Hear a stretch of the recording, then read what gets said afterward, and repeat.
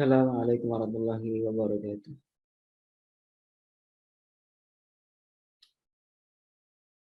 Bismillah, walhamdulillah, rabbil alamin. Wassalatu wassalamu ala asyrafil anbiya'i wal mursalin wa ala alihi wa sahbihi wa man tabi'ahum bi ihsanin ila yaumiddin, amma ba'd. Alhamdulillah, pada kesempatan kali ini kita dengan izin Allah mampu meluangkan waktu kita untuk latihan membaca kitab Arab yang tanpa harokat. Semoga pada kesempatan kali ini bisa berjalan lancar dan mendatangkan manfaat yang kita harapkan. Baik, sekarang kita langsung ke layar.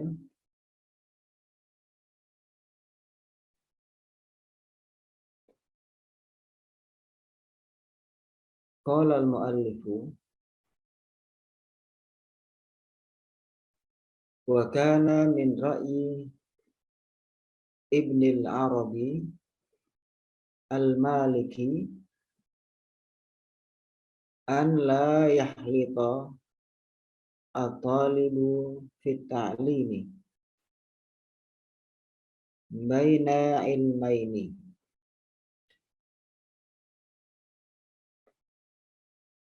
wa an yuqaddima ta'lim al-arabiyyati wa syi'ri wal hisabi summa yantakilu minhu ila al-Qur'ani.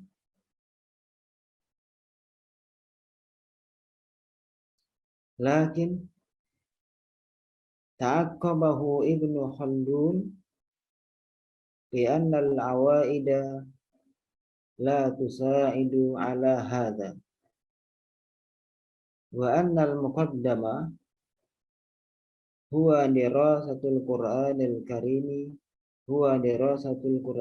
karimi wa hifdhuhu li'anna al-walada ma dama fil hijri yanqadu lil hukmi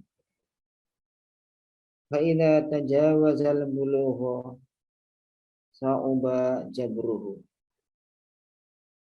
Amma al-khaltu fi ta'limi baina ilmaini fa'aksara fa hadha yahtalifu bi ikhtilafil muta'allimina fil fahmi wan nasyati.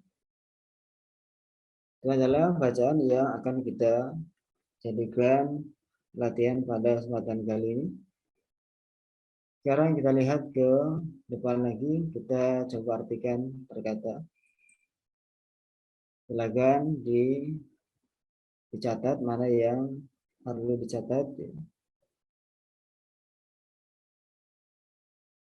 Jadi penulis kitab Hilyatul Talibil Ilmi ini, Syekh Abu Zaid,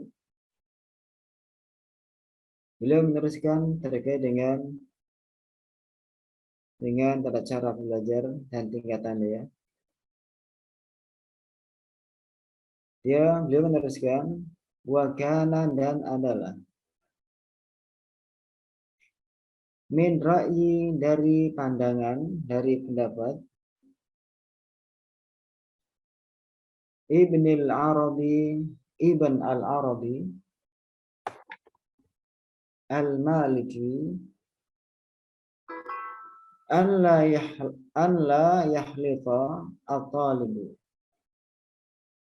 adalah hendaknya siswa atau pencari ilmu tidak mencampurkan fit ta'limi, dalam pendidikan, dalam pengajaran, baina ilmaini, antara dua ilmu, wa an yuqaddima ta'lim al-arabiyyati, dan hendaknya mendahulukan pengajaran bahasa Arab, wa syi'ri dan syair, wal hisabi dan perhitungan. Summa yantakilu, kemudian dia pindah minhu darinya ilal Quran, kepada Al-Quran.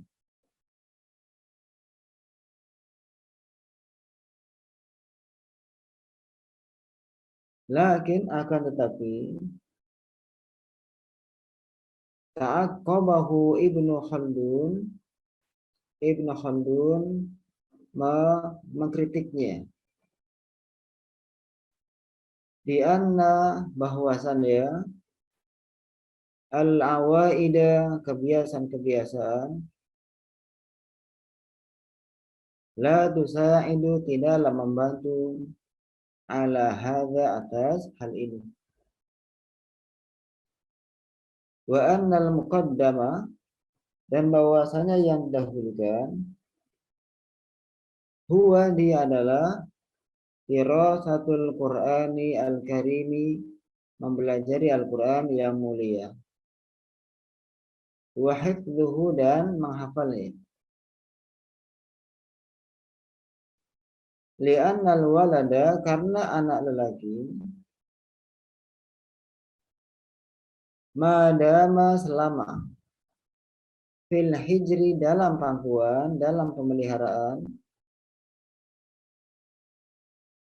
yanqadu, dia akan tunduk, lil hukmi, kepada hukum. Fa'idha tajawaza al-bulugha, fa'idha, maka apabila tajawaza, dia melalui al-bulugha, usia balik, sa'uba jabruhu, sa'uba, sulit, jabruhu, memaksanya.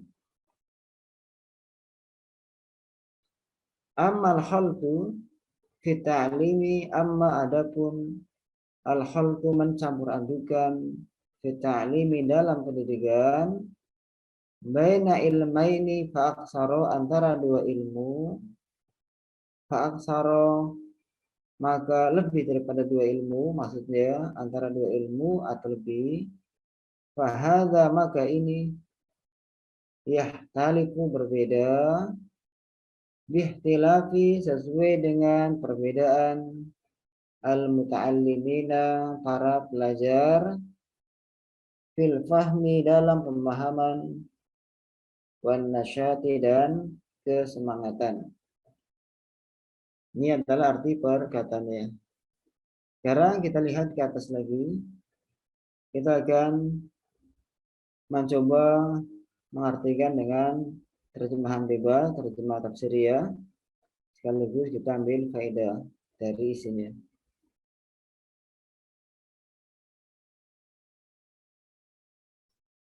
Jadi penulis buku Hilya Talibil Ilmi menyatakan, wa kana min ra'yi Ibn al-Arabi al-Maliki, adalah termasuk daripada pandangan Ibn al-Arabi al-Maliki, Ibn al-Arabi yang bermadhab Malik, Imam Malik. Apa pandangan beliau? Pandangan beliau adalah an la yahlit at-talib fi ta'limi baina ilmaini.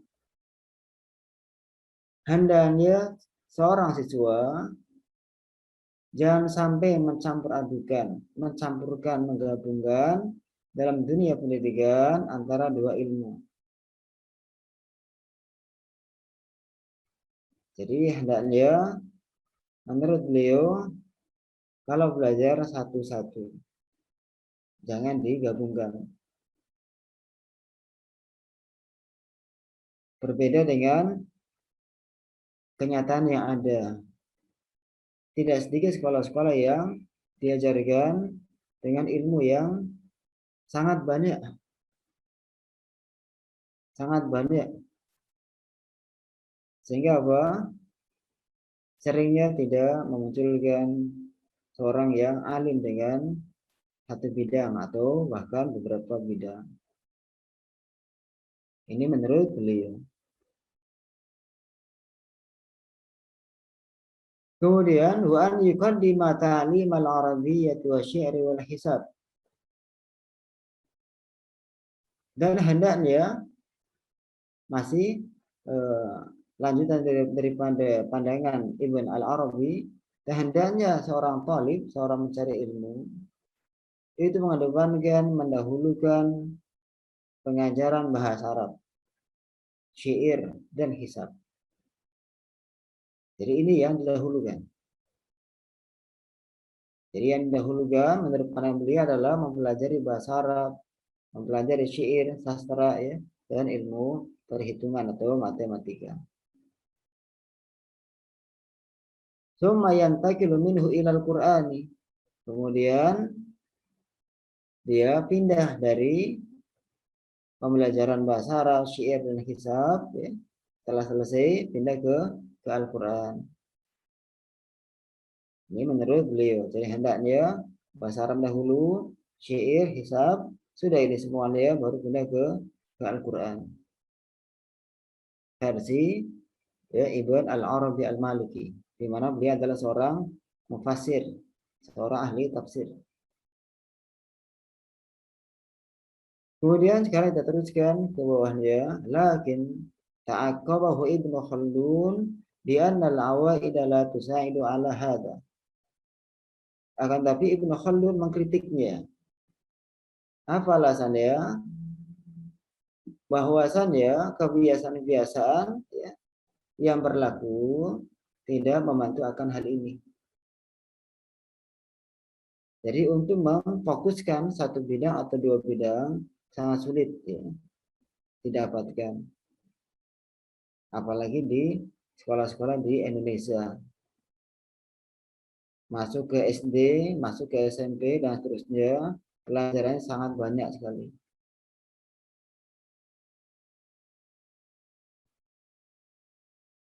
Nah, kemudian apa menurut beliau? Ibnu Khaldun melanjutkan, wa annal muqaddama huwa dirasatul Qur'anil Karimi wa hifdhuhu.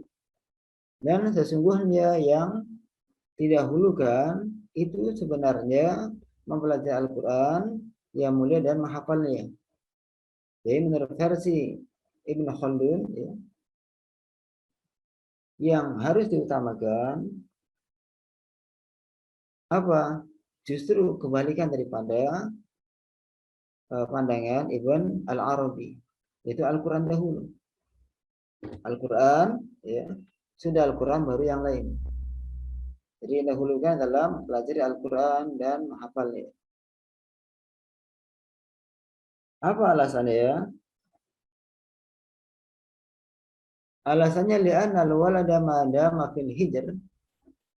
Karena anak yang masih kecil, selama dia masih dalam pemeliharaan seseorang, masih dalam tanggungan seseorang, masih dalam pengawasan seseorang atau oleh orang tuanya atau oleh gurunya, selama dia masih kecil, maka apa? Yang qadulil hukmi, dia akan mau tunduk pada hukum, kepada aturan. Karena yang namanya belajar Al-Quran dan menghafalnya perlu orang-orang yang mau diatur, yang ikhlas, yang sabar, tidak suka berontak, mudah diarahkan. Anak kecil ini mudah. Beda hanya dengan yang sudah besar, ya kan? Banyak alasan, ya, sibuklah dan yang lainnya. Fa idza tajawaza al-bulugha, apabila anak ini telah sampai kepada usia balik, ya, sudah balik, sudah mukallaf, maka apa? Sa'uba jabruhu, akan sulit dipaksa. Akan sulit dipaksa. Maka banyak, ya, banyak dari sekolah-sekolah yang melahirkan para hufaz Al-Quran, para penghafal Al-Quran, itu justru dimulai dari usia kecil. Contohnya umpama di daerah Shinkit, ya, daerah Shinkit, yang melahirkan ulama besar Asy-Syaikh Muhammad Al-Amin Asy-Syanqiti. Di sana malah justru belum sampai umur 10 tahun sudah hafal Al-Quran. Belum sampai umur 10 tahun sudah hafal Al-Quran. Kemudian di Madinah Munawwarah di kerajaan Arab Saudi. Di sana malah rata-rata menurut keterangan daripada orang yang bisa dipercaya ucapannya, 10 tahun anak banyak yang hafal Quran di sana. Kemudian di Palestina, ya, kemudian di daerah-daerah yang lainnya. Jadi banyak yang mengincar usia dini untuk menghafal Quran. Kemudian bawahnya, amal khaltu fi ta'limi baina ilmaini fa aktsara. Adapun mencampur adukan di dalam dunia pendidikan antara dua ilmu atau lebih, fahadha yahtalifu bihtilafil muta'allimin fil fahmi wan nasyati. Maka ini adalah berbeda dengan perbedaan para pelajar dalam pemahaman dan kesemangatan kesemangatan. Jadi kalau yang dari amal khaltu ini sampai an-nasyad ini menyoroti akan kalau ilmu ini dicampur, digabungkan dua atau lebih, maka ini sebenarnya apa? Disesuaikan dengan para pelajarnya. Disesuaikan dengan para pelajarnya.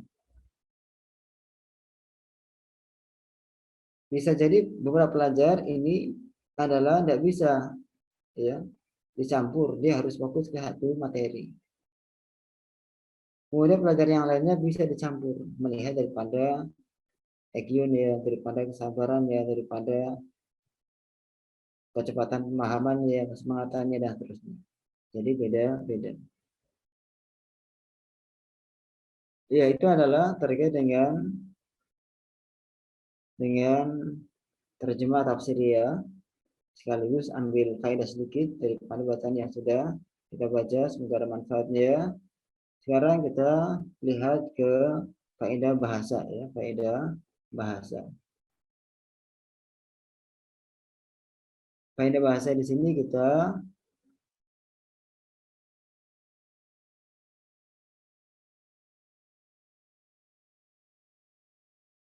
ambil yang sederhana saja.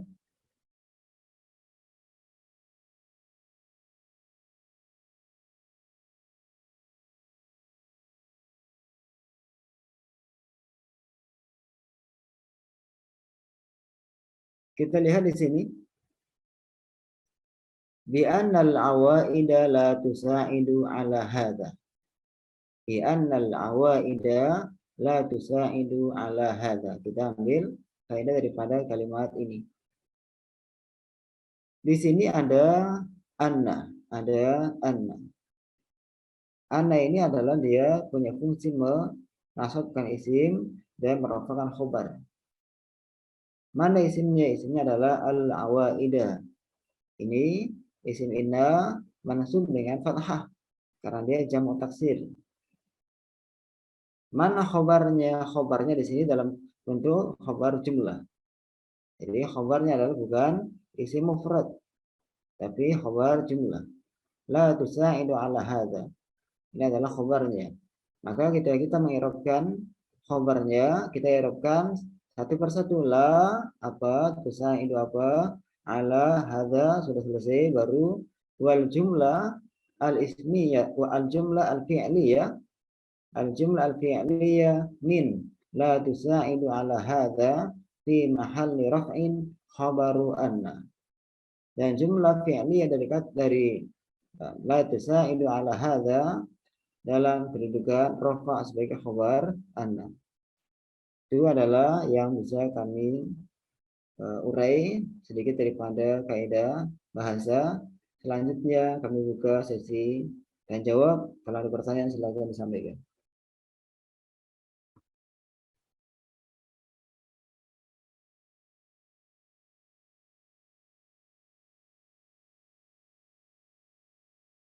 Silakan saudari Davina, Anda atau saudara Adi, kalau ada pertanyaan sampaikan. Cukup Ustadz. Ya, alhamdulillah. Mungkin saudara Adi, saudara Adli.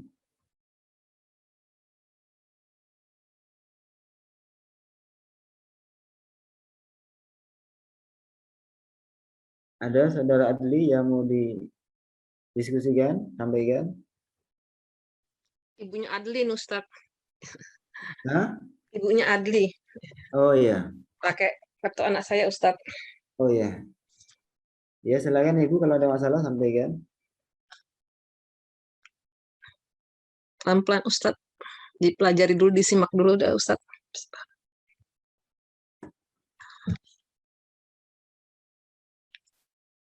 Ya, berarti nggak ada pertanyaan ya?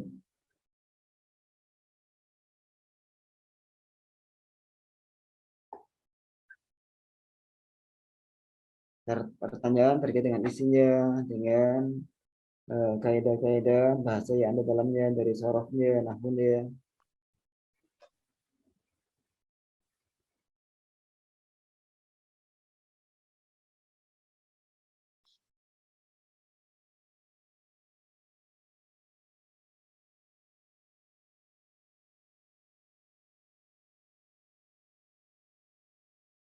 Jelas kira-kira semuanya ya? Ustadz, so'uba jabruhu, kenapa so'uba itu fi'il ya, Ustadz? So'uba. Ya benar, so'uba ini fi'il bin timbangan fa'ula. Fa'ula yaf'ulu, so'uba yas'ubu, so'ubatan. Artinya sulit. So'uba telah sulit. Jabruhu ini domah. Ru ini domah karena dia fa'il. Fa'il dari kata so'uba.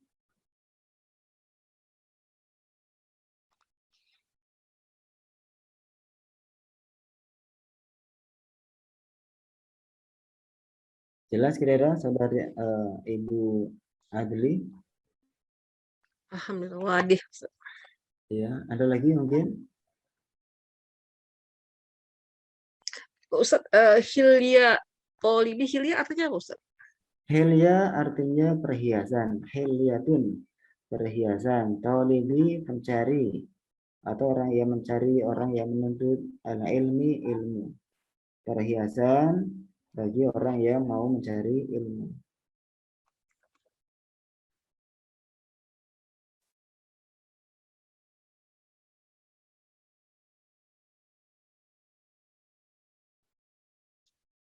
Ada lagi?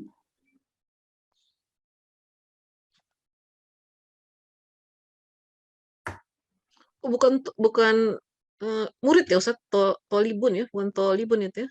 Ya, talibun murid juga. Talibun artinya murid. Cuman kalau kita kembali pada arti asal, dia adalah isim fa'il dari kata tolaba. Tolaba mencari. Tolaba mencari. Tolaba yatlubu. Tolaban talibun. Maka arti asal adalah talibun, orang yang mencari. Nah, kalau mama talibul ilmi berarti pencari ilmu. Dialah murid. Dialah murid. Tapi kalau seandainya talibu mulia talibu al-martabah, pencari jabatan. Talibul mal, pencari harta. Tapi kalau dunia sekolah, talibun sudah umum diartikan siswa. Talibun jamaknya tulabun atau talabatun.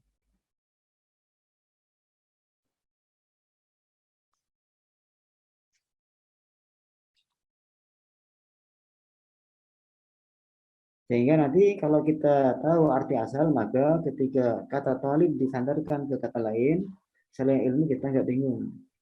Bawahnya talibu syarafin, pencari kemuliaan. Talibu hadiyatin, pencari hadiah. Talibu jahin, pencari martabat atau kemuliaan.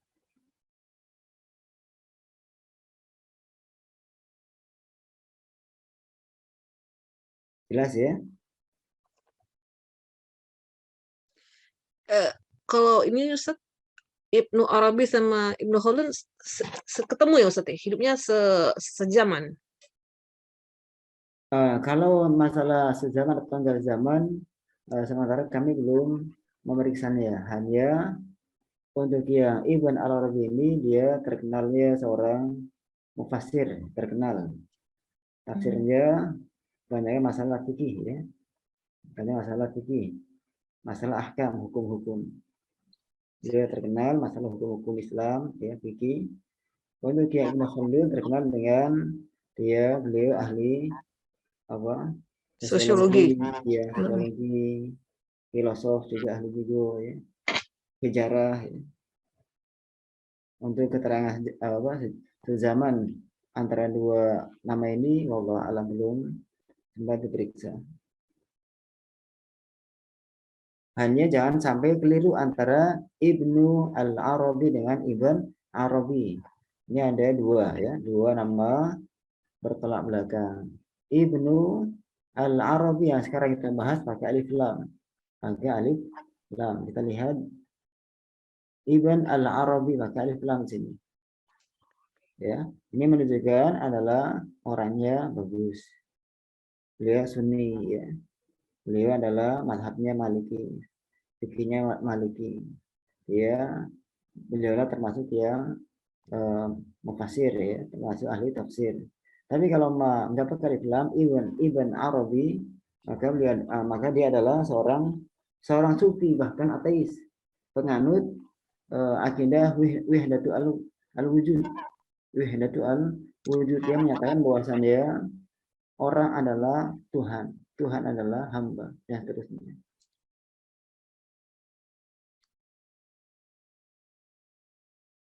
Jelas ya kira-kira ya, Ibu Adli ya? Alhamdulillah.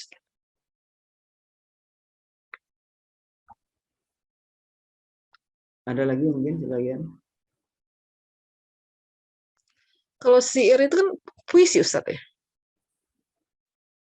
Syair. Ya, kalau mama di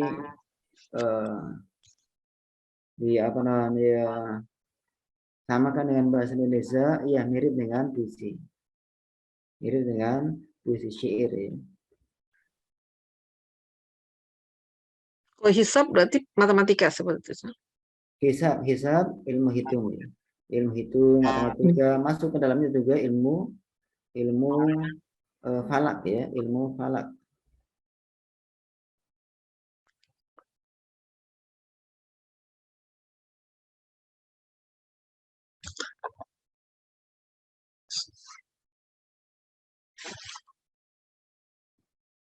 Jadi, menurut beliau malah kan mufassir yang malah ini dulu baru ke Al-Quran ya? Iya. Jadi yang namanya perbedaan pandangan tentu dilandasi dengan pengalaman ya, dengan pengalaman. Cuma kalau kita melihat kerinciannya, kalau Ibn al-Arabi ini, kalau seorang anak yang masih kecil dibiasakan ngomong bahasa Arab di kehidupan keluarganya, dibiasakan bahkan suka dengan bahasa Arab ya, nanti justru akan membantu untuk menghafal Al-Quran. Betul. Beda halnya dengan yang orang Indonesia ya, Indonesia justru tidak sedikit ya membiasakan anaknya dengan bahasa Inggris, bahkan bangga pintar bahasa Inggris anaknya. Bahasa Arab sungguh jarang.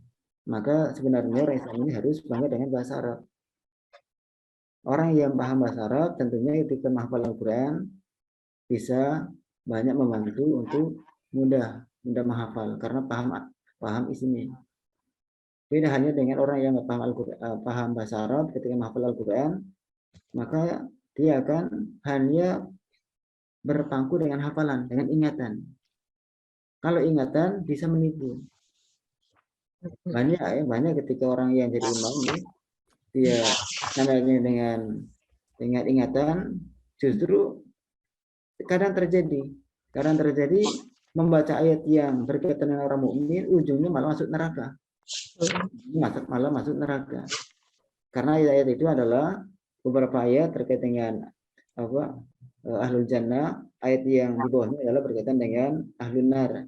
Nah, karena berlandaskan dengan hafalan dan ingatan ini kadang menipu, baru baca ayat tentang apa al-mu'min, tentang yang beramal soleh, ujungnya malah masuk neraka. Ini kalau landasan dengan ingatan saja. Jadi ini kelihatannya untuk yang non Arab ya, Ustaz, ya?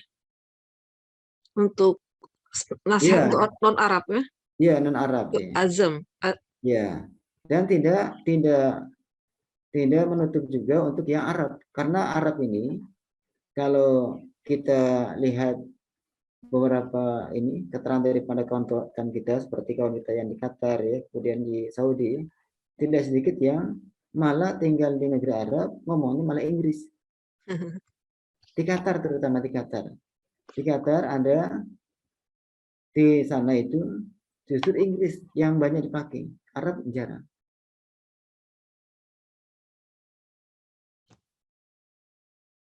Jelas ya Ibu Adli ya. Nah, tapi kan Ustaz, Al-Quran itu kan yang malah menentukan tata bahasa Arab. Ya, Al-Quran itu terus? yang malah mengatur bahasa Arab itu rumus-rumusnya ya kan Ustaz ya, dari Iya, Al-Quran ya kan. iya. Kalau gitu saya sependapat sama Ibnu Khaldun harusnya ya, harusnya dari Al-Quran dulu.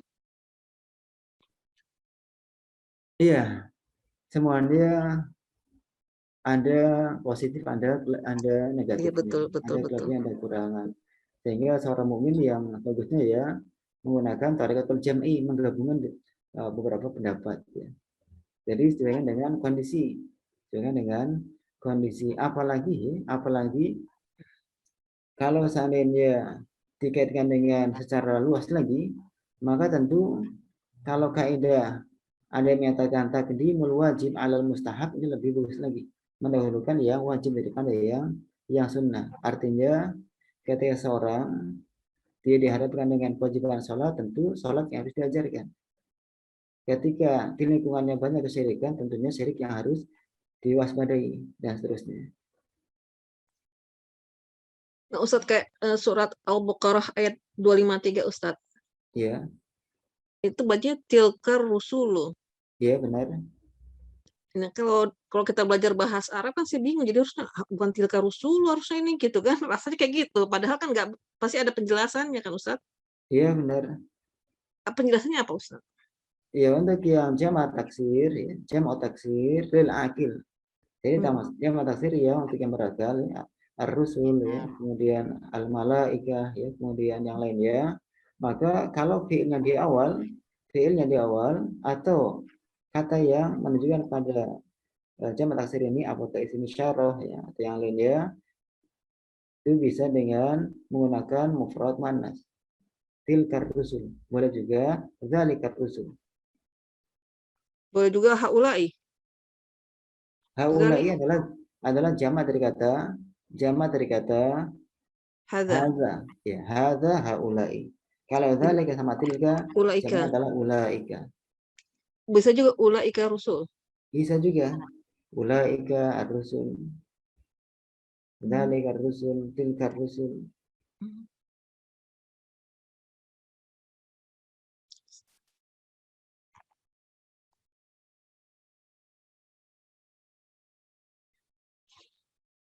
Baik Ustadz. Jazakallahu khair Ustadz. Banyak. Ada lagi? Alhamdulillah. Ya, mungkin dari pernah menjawab kawaid, mungkin dari Bapak Ari ada yang mau sampaikan, silakan. Nggak ada, Ustaz. Baiklah, sampai sini pelajaran kita. Semoga ada manfaatnya. Mohon maaf atas segala kurangan. Wa jazakumullahu khairan katsiran ala ihtimamikum. Terima kasih. Semoga Allah balas kebaikan atas perhatian semuanya. Wa hitaman subhanakallahumma bihamdika asyhadu an la ilaha illa anta astaghfiruka wa atubu ilaik. Assalamualaikum warahmatullahi wabarakatuh. Waalaikumsalam.